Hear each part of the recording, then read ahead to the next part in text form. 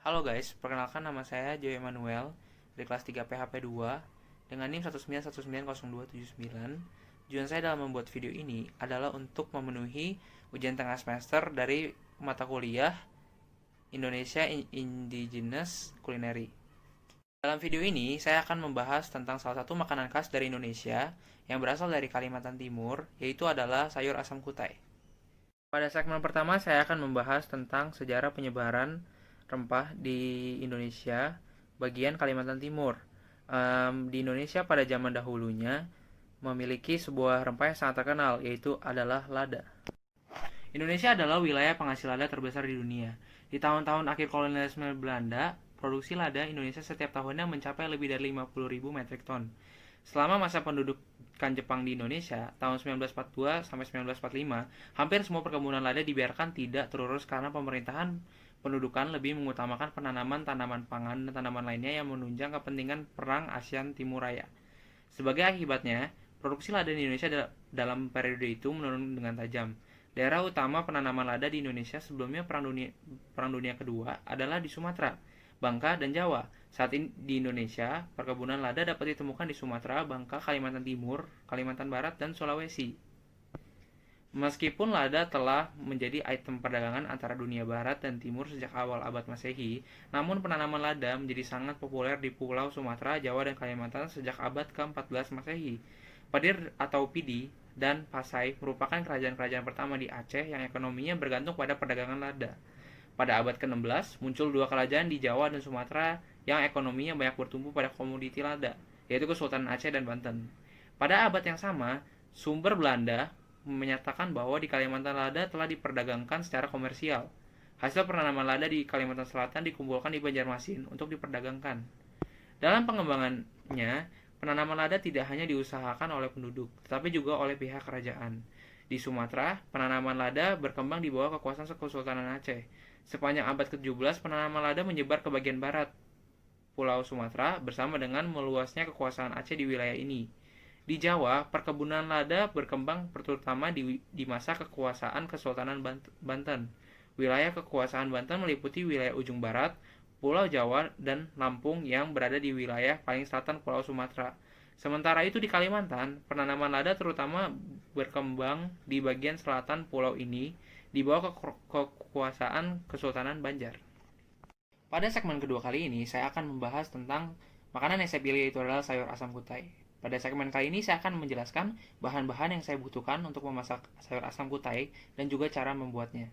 Oke, bahan-bahan yang pertama saya butuhkan adalah 1 potong kepala ikan gabus belah 2, 1 sendok air jeruk nipis, 1 sampai setengah sendok garam, 2000 ml air, 250 gram talas kupas potong dadu 2 cm, 3 buah asam sunti, setengah buah jantung pisang batu, buah kelopak berwarna merah, iris kecil, cuci dengan air garam, 2 ikat kangkung, disiangkan, 3 seperempat sendok teh garam, dan 2 sendok teh gula pasir. Dan cara membuatnya adalah: 1. Lumuri kepala ikan gabus dengan air jeruk nipis dan garam, diamkan selama 5 menit. Yang kedua adalah masak air hingga mendidih, masukkan bumbu halus, rebus hingga harum, masukkan talas, aduk rata, masak hingga empuk. 3. Masukkan ikan gabus dan asam sunti, masak hingga matang. Masukkan jantung pisang, kangkung, garam, dan gula, masak hingga matang, angkat dan sajikanlah. Pada segmen ketiga kali ini, saya akan membahas tentang bumbu dan rempah yang terdapat di masakan sayur asam kutai. Padahal sebelum saya masuk ke hal itu, pertama saya akan menjelaskan tentang apa itu rempah dan apa itu bumbu. Rempah adalah tanaman aromatik yang biasanya digunakan dalam keadaan kering. Rempah memiliki waktu penyimpanan yang lebih lama. Bagian rempah yang biasanya digunakan untuk masak adalah kulit, biji, dan akar. Selain itu, rempah sering digunakan sebagai perisa, pengawet, dan penambah aroma masakan. Bumbu adalah tanaman aromatik yang biasanya digunakan dalam keadaan segar dan basah. Bumbu memiliki waktu penyimpanan yang tidak lama. Bumbu biasanya digunakan untuk penyedap utama masakan dan sebagai pembangkit selera makan. Pada makanan sayur asam kutai, terdapat 3 bahan makanan yang bisa dibilang masuk kategori bumbu dan satu bahan makanan yang masuk ke kategori rempah. Dalam kategori bumbu terhadap bawang merah, bawang putih, dan juga cabai merah. Dan pada rempah terdapat lengkuas. Pada segmen selanjutnya saya akan menjelaskan tentang penyedap rasa atau seasoning. Terdapat dua jenis penyedap rasa, yaitu adalah penyedap rasa bumbu tunggal dan penyedap rasa bumbu campuran. Pada sayur asam kutai terdapat satu bagian yaitu penyedap rasa bumbu tunggal, yaitu adalah jeruk nipis. Jeruk nipis sebagai bumbu pelengkap citra rasa pada makanan seperti mengurangi anyir pada daging. Rasa asam serta aroma khas jeruk nipis menjadikan masakan terasa lebih segar, alami dibanding dengan cuka yang hanya terasa asam dan sedikit beraroma. Pada segmen selanjutnya saya akan menjelaskan tentang karakteristik dari bumbu dan rempah.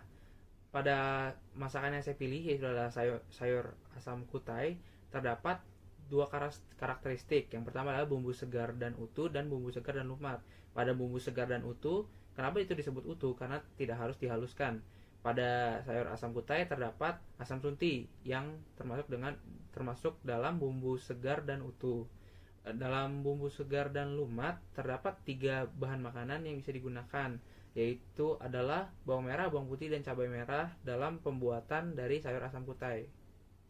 Oke, sudah sejauh ini saya menjelaskan tentang sayur asam kutai. Selanjutnya saya akan melanjutkan pesan-pesan, yaitu adalah pesan-pesan di mana kita harus tetap mengingat masakan khas Indonesia meskipun ada banyak masakan dari luar yang masuk ke dalam Indonesia, tetapi kita harus tetap mengingat kalau banyak makanan Indonesia yang mengandung bumbu dan rempah tetap berkhasiat dan menunjukkan siapa diri kita. Itu kita harus terus mencintai dan menyukai makanan dari Indonesia karena itu adalah makanan dari tempat asal kita berada.